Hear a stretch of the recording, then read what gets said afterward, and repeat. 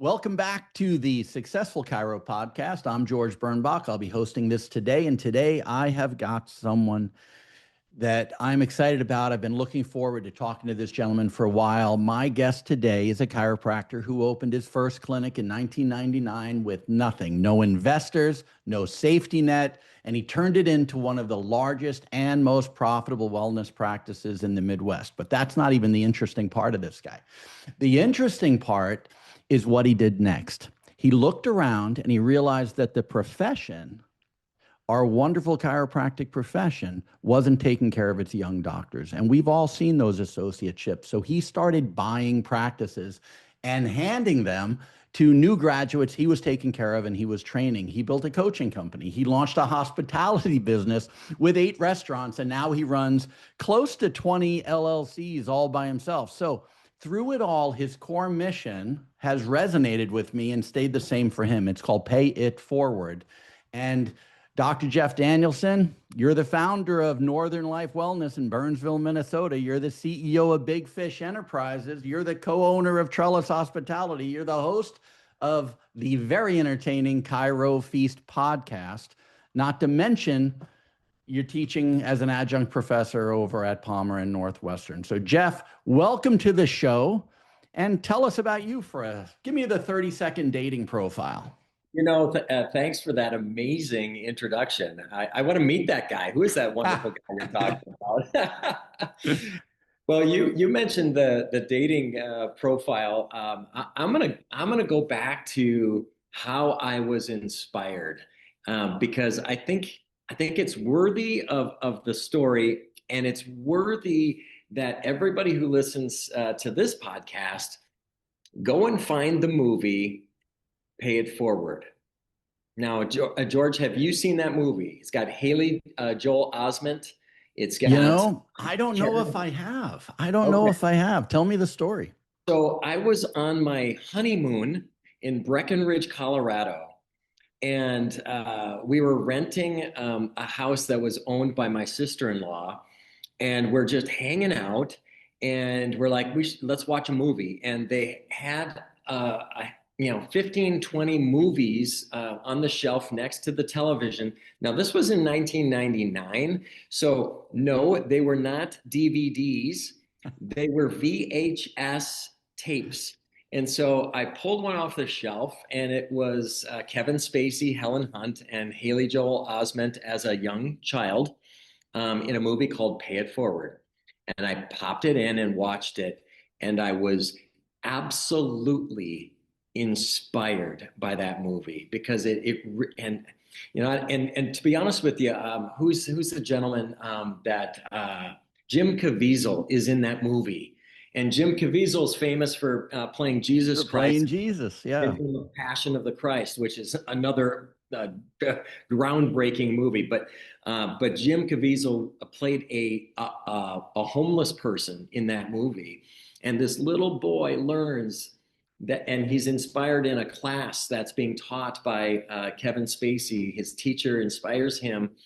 And he decides that he's going to pay it forward. And he's got like this multi-level marketing plan of like, if I pay it forward to 3 people, and then if each of those 3 people pay it forward to 3 people, this can be a movement. Yeah. And I thought, man, it's a great concept. It's giving me goosebumps just talking about it because ultimately, then when I was in practice and I was starting to see what was happening in our profession where practices were failing, 5 years out of school, chiropractors are out of business because they never were taught how to run a practice. They were taught how to pass the boards. They were, taught how to be a good doctor. They were not taught how to be a business person or how to be an entrepreneur. I mean, all the stuff that you guys teach there, none of that is at 5-Star. None of that is taught in the schools. And it's not just chiropractic's fault. I mean, every profession is like this. I mean, lawyers are not taught how to run a law firm. Right. Absolutely. They're taught the law. Dentists are not taught how to run a business. They're taught how to deal with teeth. So the problem is across the board in all businesses. but it's unfortunate. So then you see all these chiropractors, 50% of chiropractors 5 years into practice are not practicing. And Yeah. they fail. And so I set out to change that. And so I started investing in doctors with the intent so I was bringing them into my practice. I was training them because what I was having happen at the time, so George, is I was speaking at the school and I would have young people come up to me and they would resonate with my message, my passion, my philosophy, all the stuff. And they'd want to be an intern in my office. So they'd come in, they'd be interns. I started hiring associates, and I'm a slow learner, George. And so I think I had 6 associates that I poured my heart and soul into to get them to understand how to build a practice. And after about a year and a half to 2 years, they all did the same thing. They shook my hand. They said, "Thanks, Doc. I'm going to go open my own practice now." And I'm like, "Oh, great. Now I got to start over." Right. And Yeah, sure. and I should have learned after like the second one, but it took like 6 before I really got irritated. And so then I created a program where I was going to bring in an associate with the intention that they were not going to stay in my office long term, with the intention that they were going to, I was going to invest in them and we were going to buy a practice together. And so Right. I did that 11 times over my career. And that's what Big Fish does. PIF, my company, PIF Holdings, stands for Pay It Forward Focused. Hmm. And that's what we've been doing is teaching chiropractors how to invest in the future. I think it's pretty amazing. I love knowing what someone's doing today, but let's go back for a minute. Let's go back way back and let's talk about, you grew up in Marshall, Minnesota, about as far from Los Angeles or the Twin Cities restaurant scene that you can get. What was the moment that you knew chiropractic was going to be your path that set you on this focus that eventually became you being a mentor of these young doctors? How Oh, did you get focused on this? that's a great question, George. Believe it or not, I was a trimester 1 student. Um, so you know that God's hand is in something when something can happen as remarkable as this story I'm going to tell you. I went to chiropractic school because I knew that, well, to back up even another step, I knew I wanted to be a doctor of some sort, but I didn't know what type. And so I started interviewing. This is when I was in undergrad. I started interviewing dentists, orthodontists, optometrists, podiatrists, chiropractors. I didn't know. I took a job at a medical center as a nursing assistant. So I emptied bedpans and I wiped butts, and I was spying on the residents that were at the hospital because I thought maybe I wanted to be an orthopedic surgeon. And when I did these interviews of all these different professionals, the one thing that I found was, and I interviewed 3 chiropractors. All 3 of them said the same thing. I can't imagine doing anything other than what I'm doing now. Absolutely. Yes. So And many people have that story. It's fantastic. so I was like, why is it that these chiropractors are so happy? And the orthopedist that I talked to at the hospital that I was at, St. Paul Ramsey Hospital, downtown St. Paul, Minnesota, they were like, about 50% of them said, no, if I had to do it all over again, I would not do this. Wow. 50%. That's a lot. So anyway, I made the decision to go to chiropractic school. So here I am. And I've never been to one. And I remember the first day, Carl Cleveland, because so I went to Cleveland Chiropractic College in Los Angeles. And Carl Cleveland was doing the very first class, the very first day of chiropractic school. Here I am, and there's 127 students, a whole bunch of us. And he said, Those of you that have had an experience with a chiropractor and it inspired you to be here, stand up. And it was everybody in the room except two of us, and I was one of them. Because Wow. I had never been to a chiropractor other than to interview the couple, three chiropractors just to see if they enjoy what they were doing. I'd never been. And so I felt like a piece of dirt, in the room because everybody stood up. And his point was, we inspire the next generation of chiropractors. And I thought that was cool. But I didn't know anything about chiropractic, but it wasn't until about 8 weeks later that I attended the Philosophy Club. So at Hmm. lunchtime, they have a whole bunch of different clubs that meet around the campus. And I went to this club called the Philosophy Club. I didn't know what that meant. And I listened to a chiropractor. It was a chiropractor from Oceanside, California. And he stood on the stage and he explained innate intelligence. And he explained what a subluxation was. And he explained how when you remove a subluxation, that it allows innate, what God put in our bodies to work, to do its job, to run all your organs. And yes, your heart, your lungs, your kidneys, all of these are connected to your spine. So when you're making these adjustments, you're not just helping back pain. It was the big idea. He basically stood on that stage and explained the big idea in chiropractic, and I was blown away. And he tied it to his faith in the creation of the human being and how we're created and how our bodies work and how God designed this. And I was just, and as being a Christian and a man of faith myself, I was like, Hmm. oh my goodness.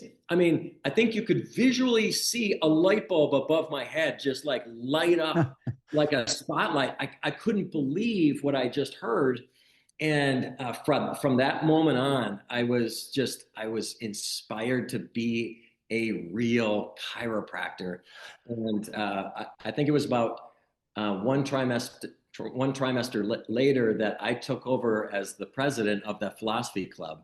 And I ran that club. I got to meet Fred Barge. I brought Reggie Gold to the campus, Sid Williams, and I got to meet these giants in our profession and hang out with them and ask them questions. And that was the beginning. That was the beginning. I think that's fantastic. You know, Fred Barge fell off a stage and landed right in my lap my freshman year at chiropractic school. So I think I got to meet him more intimately than I had ever thought I would.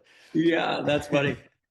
And that was fun. But if if we look at this, you're getting inspired. Now, you're in LA, right? You have a practice in Santa Monica. You're adjusting people like Gregory Hines and Ted Danson, and that's a long way from where you grew up.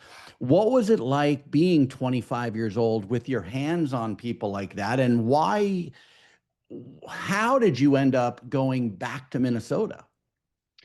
Well, I grew up in Minnesota. I think I always knew that I would eventually get back to Minnesota. You mentioned, some of the people. I got to work with the LA Clippers basketball team, the UCLA track and field team. I worked with Florence Griffith Joyner. We used to Oh, sure. FloJo. Yeah. She won many gold medals in the Olympics back in the day in track and field, and she was known for having those really long fingernails. Her fingernails were like 3 or 4 inches long, and she would run with those fingernails. It was amazing. Right. I mean, I got to work on some pretty amazing people, but you know what? I wasn't intimidated by that because they didn't know what I knew. And that True. was how the body works. They didn't know what a subluxation was. They didn't know how the nerves connected everything. They didn't know any of that.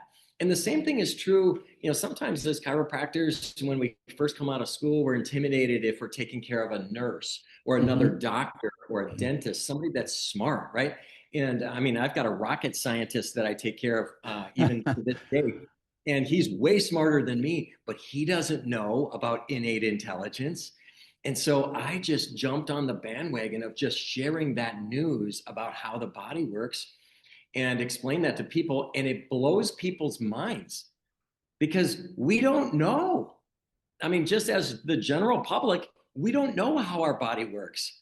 I mean, you eat a peanut butter jelly sandwich and your body makes eyeball tissue out of that. How does it do Absolutely. that? Yeah. But we don't even think about that. But so I just started sharing, with analogies, using good analogies so that people can understand it. But every once in a while, yeah, I drop a few, big words so that they know that I'm smart and I know what I'm talking about. And I'm not just talking about bowling balls and, garden hoses or whatever. But it's fun to see the light bulb turn on. And I think, Jeff, I think it's fantastic. And hearing how grounded you are philosophically in chiropractic really resonates with us over at Five Star. But, you and I both know you're going back to Minnesota. You're in Burnsville. It's 1999. Things are going well because you trust your philosophy, but there's always a turning point. There's a moment in a practice where something starts to click and something breaks so badly that you're forced to change everything, right? For me, I started to realize that marketing without structure was just money out the window. A chiropractic office without philosophy had no real grounding. There were things that really changed how I thought about building a practice. What was the turning point coming in with all that passion, coming in with all that fire? How did you refocus your thoughts on, I can build something for me? Because you've done a million adjustments. You've done a million spinal adjustments in that clinic. How did you refocus from personal development and clinic development to associate development? yeah, Was it just the movie? was it just a movie? I built my practice on spinal screenings. If you go back to the 90s, at the later 90s, the late 80s and the early 90s was the insurance craziness. I Yes. was never a part of that because it was pretty much bust by the time I got into practice. So I'm glad I never tasted that. So I built my practice doing spinal screenings. I did thousands and thousands and thousands of spinal screenings. I knew how to get people in the doors because I knew that if I could have a person, a human being in front of me, and I could explain, and I'm gonna turn in my man card here. Okay, I had a fanny pack, um, uh, one of those little belt things with a little purse on the side, and, Sure. and in that fanny pack, I had a three segment spine. And the very typical three segment spine that you can show people a subluxation and show where the nerve gets pinched.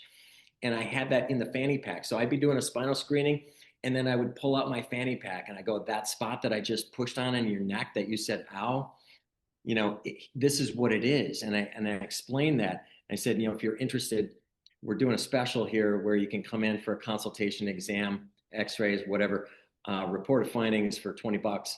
And I would sign people up like crazy. And Mhm. I knew how to grow that practice.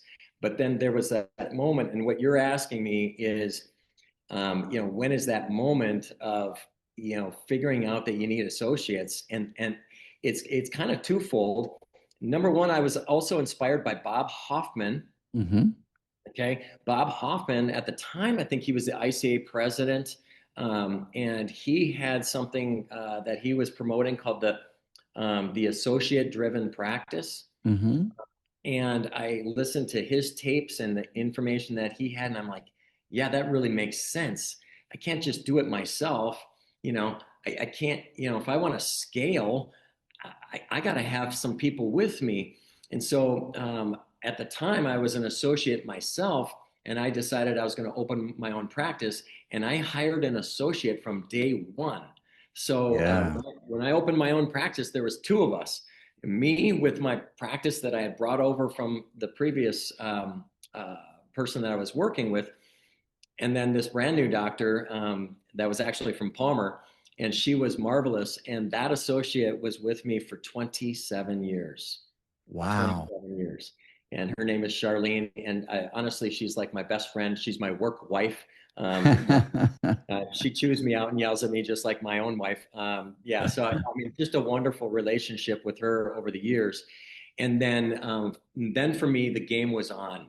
You know, Right. how do I scale with multiple doctors? How do I keep them busy? How do I inspire them to do the things that I knew how to do? How do I train them well? And then how do we make this system work? And you guys at Five Star, oh my goodness, the win-win program that you have, it's exactly what our profession needs. Because as you know, the chiropractic profession is kind of known for eating its young, and just I hear the craziest, awful, most horrific stories about young doctors being taken advantage of, and then sometimes it flips the other way around. The old doctor gets taken advantage of. It's not nice. But when you have a program like Win-Win, then it does what it says it does. It wins on all sides, and that's how it should work.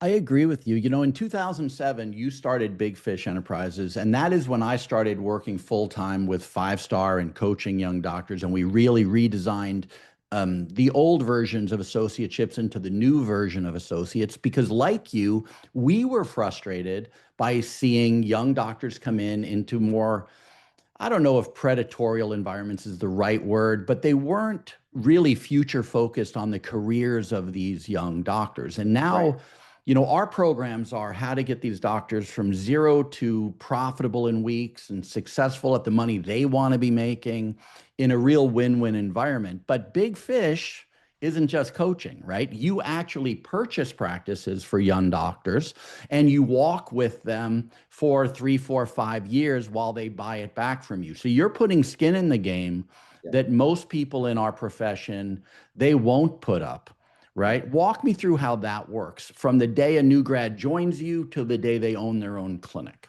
Yeah. So, and like I said, I learned this by losing six doctors in a row and getting sick of that. And so now when I get new doctors into the clinic as associates, it's as a part of that program where I train them for 2 years. So yeah, the young doctor is all excited, but you're in training, you're growing a practice under the roof of my practice, and I am watching you, I am training you, and I am seeing how you work, and I'm Yeah. seeing how coachable you are, and I'm learning whether or not you are worth investing in.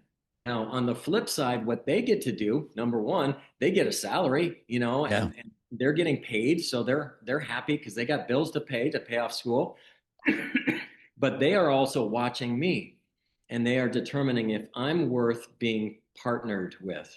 Okay, and I better be worth having someone hitch their wagon to me. And so I need to prove that to them as well. And so if everything goes right, then at the end of 2 years, we look for a practice. We buy a practice together, and we're in the practice 4951. I'm the 51. I take most of the risk because, of course, the young doctor, they don't have anything. So if the bank wants to come after somebody, they're coming after me. Mm, And the bank is happy to make the deal happen because I've got money and I've got experience and all of that. So the bank is happy having me attached to it. So they give you two, three, $700,000 in order to buy these practices. And then I put that young doctor in the practice. It's theirs, okay. But I'm 51% owner. But all the patients there don't even really know that I exist right. because I never go there. And that's the thing. I've seen lots of doctors own multiple practices and they start running around. They do Mondays and Wednesday mornings at one, and they do Tuesday, Thursday at another one, and they're running all over the place. And now they've got three overheads, but you can only produce so much as one person. So that model is not very good in my mind. And so I never set foot in those clinics, but I coach those clinics. Right. And I'm putting a really good young doctor that I have coached for 2 years and trained. And then at the end of 3 years, then I sell my 51% back to the doctor. I think that's fantastic. And I love the analogy of walking along together and they have to earn you and you have to earn them. And you're holding each other through a real good accountability cycle.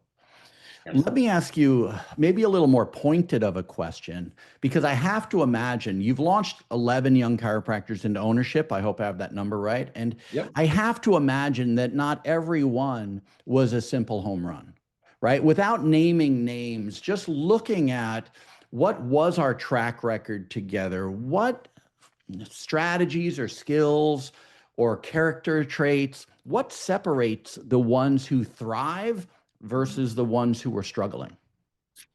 That's a great question. I will tell you that all 11 of them were at least triples, if not home runs. Fantastic.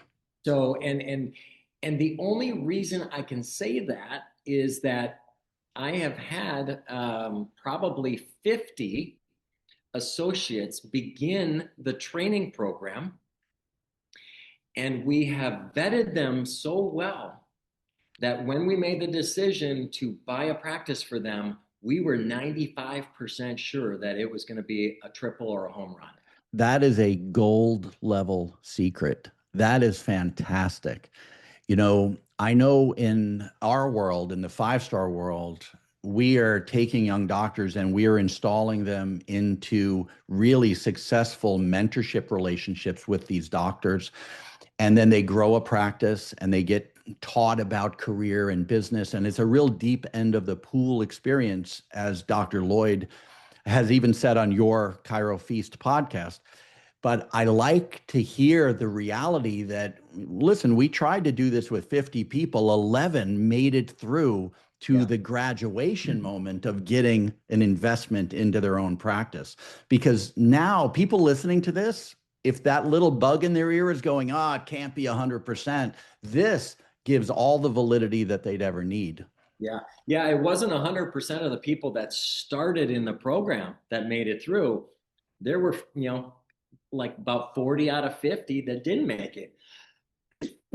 And they didn't make it for various reasons.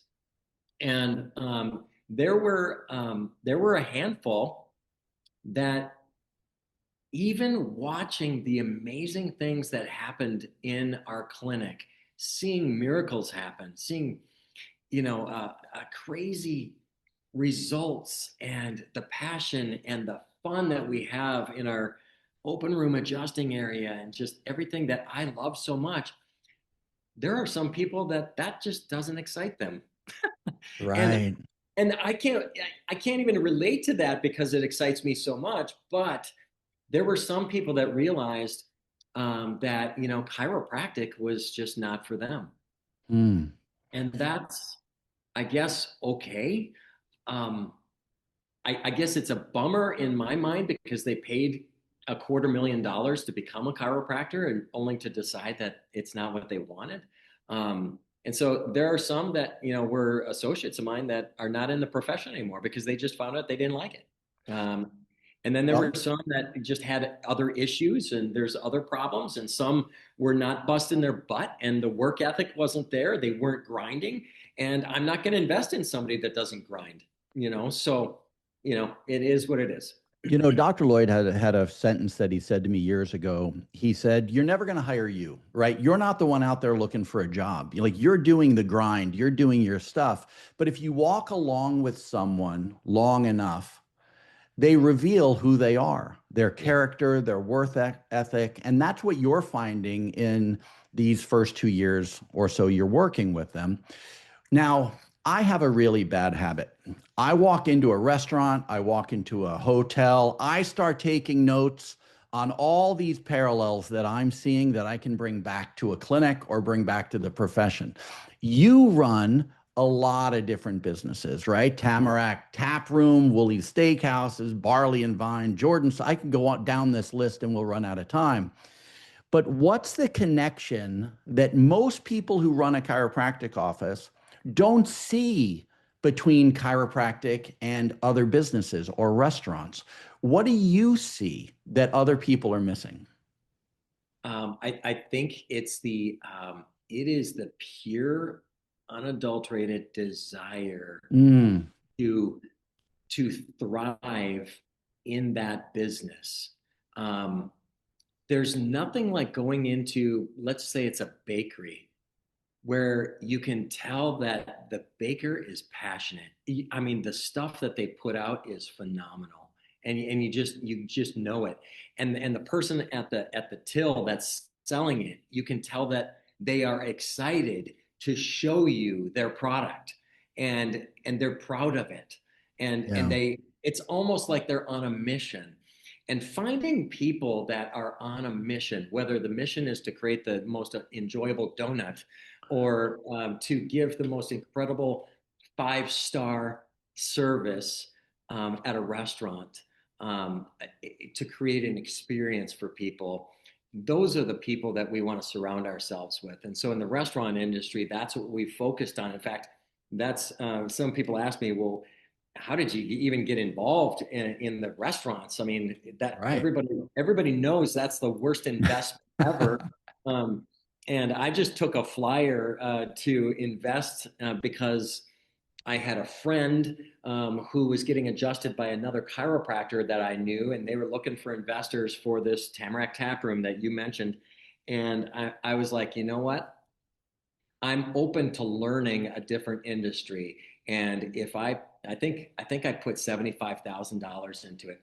I said, you know what? I'm willing to put 75 grand in it to learn something new, even if it fails. Mm, If it never gives me a dollar, I'll get some wisdom out of it. And so I took a flyer and invested in that, and I connected in such a deep way with a few of the other entrepreneurs that were running it, the CFO and the CEO of this group.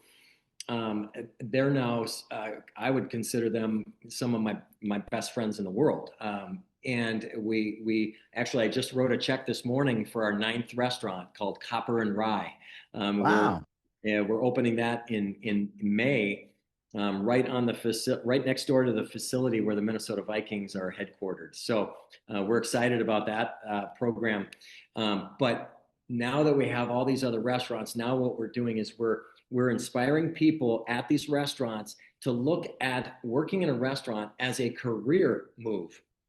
And what's really cool about, and I'm so excited to mention this, because two of my partners in this newest restaurant that I just wrote a check for this morning, two of my partners, now they're only 4.5% owners, Okay. but we are gifting them the Wow. 4.5%. And here's why. It's a gentleman and his wife. Okay, they just got married 6 months ago. They met at a restaurant called Barley and Vine. You mentioned that one too. Hmm. They met there. He was a bus boy there. Okay, she was working at the hostess stand, and they loved being there together. They weren't interested in each other at that time, but he worked his way up to being a food runner and then a waiter, and then he eventually became assistant bartender. Hmm. She ended up becoming the bar manager at that restaurant. Then we were opening up other restaurants. Eventually, what ended up happening is he's now a general manager. He's making like $120,000 a year as a general manager. He's like 25 years old at one of our restaurants. She now is a general manager at another location. It's called Southern Social. She's Southern Social, Eagan, Minnesota. He's Southern Social, Chaska, Minnesota. Now they're in competition with each other to see who in the family is going to be the better general manager. And now they are going to be owners of a restaurant at 25 years old, attached to our organization to lift people up and to give them a dream of how they can not just be a bus boy, in a restaurant, but why not own the place? I And think that's fantastic. it's cool. It's so cool. I'm so proud of these kids. I'm proud of them for what they've done and their commitment and their hard work. And it's cool to see it. You know, a really interesting thing is pay it forward is a beautiful concept. And when you start really thinking about it, you start understanding that in practice, generosity sometimes has a cost. Investing money, time, emotional energy into someone. If you had the first 6 doctors, you invested so much time, just walk away. You could say the same thing about restaurant teams or community sponsorships. I think you've done 34 of those.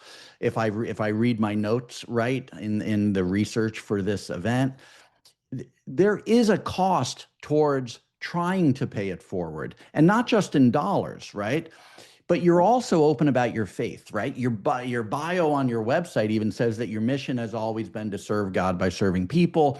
And for a lot of entrepreneurs, and everyone likes to throw that word around now in the 2020s, but a lot of entrepreneurs, faith and business exist as separate boxes. But you've always been ahead of the game, right? You went to chiropractic school, never really having experience in chiropractic. You met your wife, I think, when you were 12 years Yep. old, and now you got what, 3 kids, Maddie, Cooper, and Sydney, right? Yep. And Yep. you're running a bunch of businesses, but you're so open about your faith. You seem to merge this all into like all this light coming into the laser that is Jeff Danielson. So tell me how you do that. You know, I think it's a personal thing for everybody. Everybody needs to decide how you're going to present yourself to the world. Um, True. and in this day and age, it's social media, it's your websites, it's it's your business, it's who you are at home, and I believe so strongly that who you are anywhere should be how you are everywhere. Mm, yeah. And I don't have a personal Facebook and then a business Facebook. I've got one Facebook. This is me. Yeah, I do this, I do that. But I don't want to keep people from knowing who I am when I'm not in the clinic, who I am when I'm not doing restaurant stuff. It's just who I am. Now, not everybody wants that. Some people just want to keep their private life just very private, and that's okay. I mean, everybody gets to decide that for themselves. For me, I found it's just easier to because then I don't have to remember who knows what about me, you know, because I can't keep track. Maybe I'm just lazy because I don't want to have to try and remember who I've told what. I just want everybody to know who I am. I am a Christian. I'm a follower of Christ. If that is bothersome to somebody, then that's too bad. Whatever. It's not your deal. It's mine. It's who I am. Well, Jeff, I think that people confuse submission and vulnerability. I think submission is when you're rolling over and you're giving in, but vulnerability is really putting your own views out there where they can be judged by other people.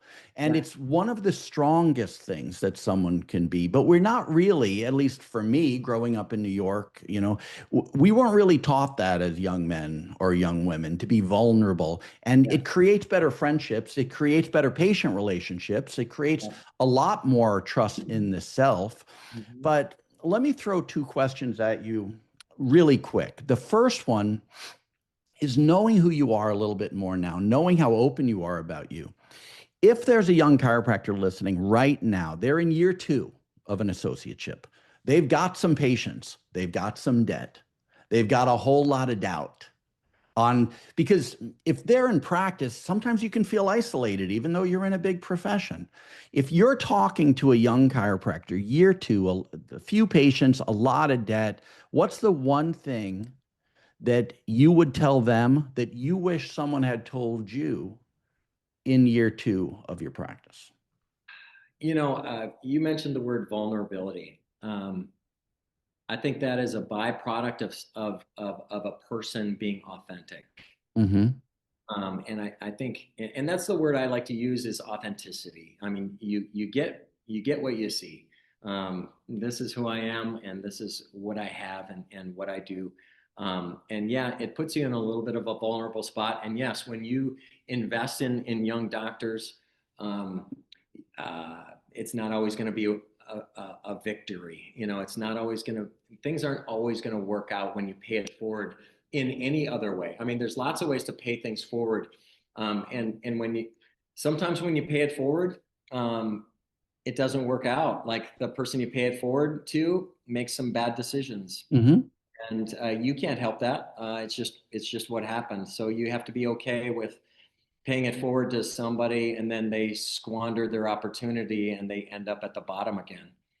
You can't always fix people, and that kind of thing. But um, I think the biggest thing, in talking to a young doctor that I would say is that look for opportunities where you can be authentic, genuine, and you can speak the message of chiropractic and the hope that is in chiropractic to as many people as you can. And that's really what fostered my program of Team Doc.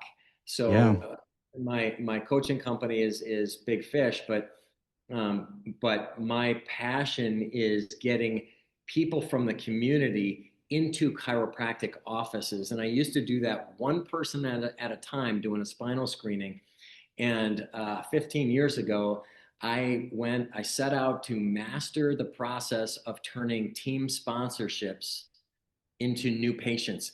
And I don't know about you, George, but I sponsored from day one in my practice. I sponsored teams. Like my patients would be like, "Hey, you want to sponsor my son's football team?" And I'm like, "Oh, okay." And you throw them a couple $100, and they put the name of your clinic on the back of the shirt or whatever, put your logo on the sleeve. And guess how many new patients I got from that? Oh, I don't think I could count them because there Zero. are none of them. I think I went 10 years in practice with getting zero new patients from probably almost 100 team sponsorships. Yeah. But I knew there was a way to monetize it, and I figured it out. Oh, I, you did. I figured it out. Fill And us in. we started doing this in our clinic. We started doing team sponsorships. And then I would get in front of, and this is the key, I would get in front of the teams Yes. with their parents. So kids, we started off with our goal of getting more kids, more families, and more athletes into our practice. That's what we Mhm. wanted. And how were we going to do that? We were going to sponsor teams. And so we got in front of teams. In fact, this week we've done four sponsorships in 1 week. That's not a typical week, but we did four of them this week. So I personally spoke to the tennis team in a little town close to us here called Prior Lake, Minnesota. So I spoke to the tennis team, and there were 15 young men on the tennis team. This is in the high school. And there were about 15 parents in the room, so a total of 30 people. And I did a 7-minute presentation, and then they all filed out of the room after it was over, and I signed up 14 new patients. I was there Fantastic. for a total of about an hour and 15 minutes. That's it.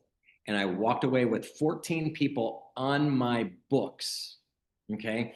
And the biggest one that I've ever done was a trap shooting team. And I signed up 81 new patients. I did a volleyball program and signed up 73 new patients. But in general, somewhere between 6 and 12 is pretty common. So we Hmm. had two other events going at the same time. I wasn't doing the talk, but other doctors in my office were doing that. And I think they had 6 new ones at one of them and four at the other. So between the three talks that we did, all in the same at the same time, literally at the same time, at the same high school, different teams: a boys volleyball team, a girls track and field team, and then the boys tennis team. We had 14. We had 26. I think 26 new people put on the schedule. That's how we are doing it now. It's the number one way to get new patients into clinics, and it's the right kind of patients. It's Hmm. families, it's kids, it's athletes, it's the fun stuff that I enjoy. You know, I think that's fantastic. A parallel story to that is when I was first getting into practice, 1998, my first three practices, we would go to these business and networking groups. We'd go to these referral groups, and those referral groups they'd burn out in 3 months, 6 months. You'd get two referrals from one of the people. And then I learned the secret for me, similar to what you just said, was I stopped looking for referrals and I started going and doing talks. And when I met a Chamber of Commerce member, I'd just say, "Hey, Jeff, what do you need to get out of the chamber to be successful for you?" And he would tell me. And then he would in turn ask me, and I'd say, "I just look for one talk, 20-minute talk once a year at the place where you work." And I would turn 800 member chambers of commerce into 400 talks in a year. And we would grow by putting ourselves and our education and our philosophy and our passion in front of these people. But I don't want to lose sight of this. If I wanted to know more about your company, about your Team Doc program, we go to bigfishenterprises.com, right? Yeah. Or they could reach out to you directly. It's jeff@spinesavers.com. Would that be fair? Yep. Is there a Fair. phone number you want to share with people so they could find Absolutely. you? Like I said, I'm open and authentic. So here's my cell phone, 952-240-2888. Yeah, So, I can't imagine anyone coming out of school wondering how they're going to find a great mentorship. I mean, I'd like them to call you. I'd like them to call us. I just don't want them to be out there alone, yeah, no, right? 100%. Yeah, and yes, I do coaching, but Yeah. nothing to the level of what you guys do. And my focus is more on the team doc, and so I'm probably the two best people that would be a good fit for my team doc program. And so I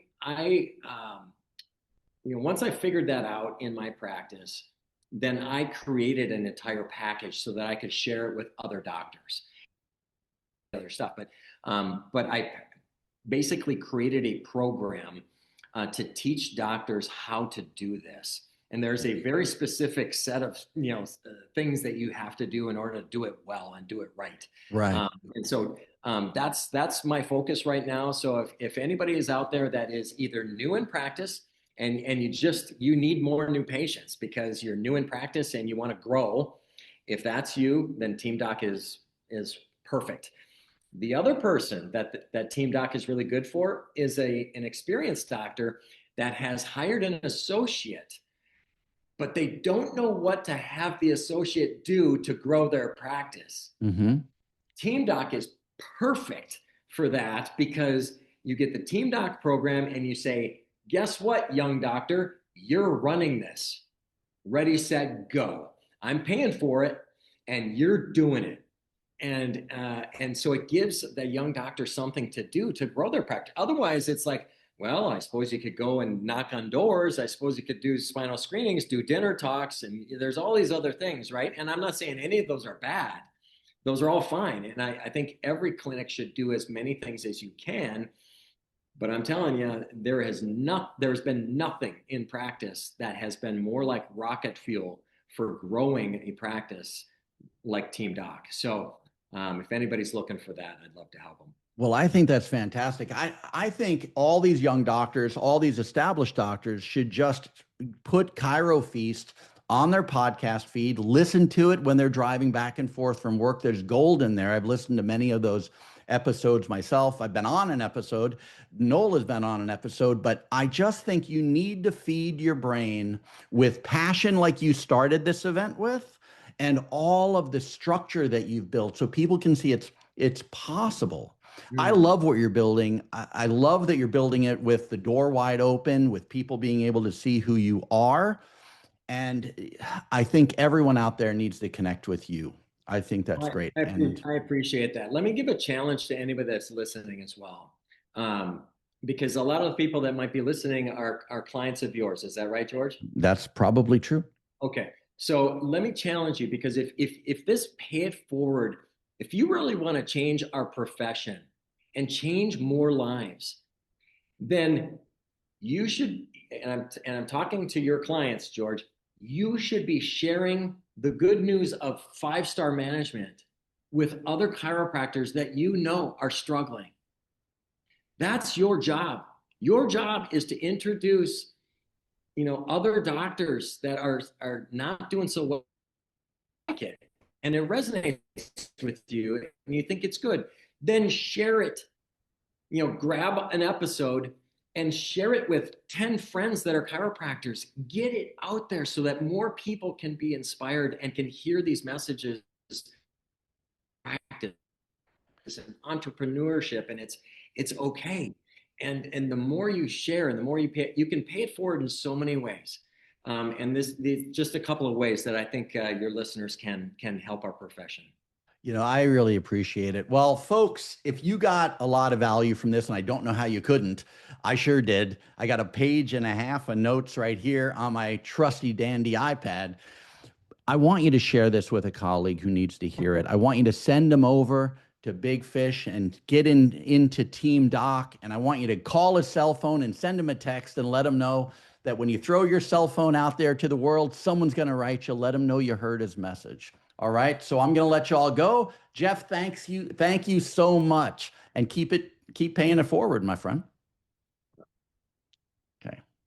You're welcome. Thanks for having me. And good luck to everybody out there. And if anybody just wants to chat as well, just call me. Just give me a call, send me a text, and we'll figure out a time to call. I don't need 100 new clients. I don't. But I love sharing this message. Thanks for the platform and the opportunity, George. I appreciate you very, very much. I look forward to the fall because I'm working with Emily to get you on another podcast. I love what you guys are doing. Absolutely. It's been a ton of fun for us, and we're going to be really excited about pushing your message out to the group.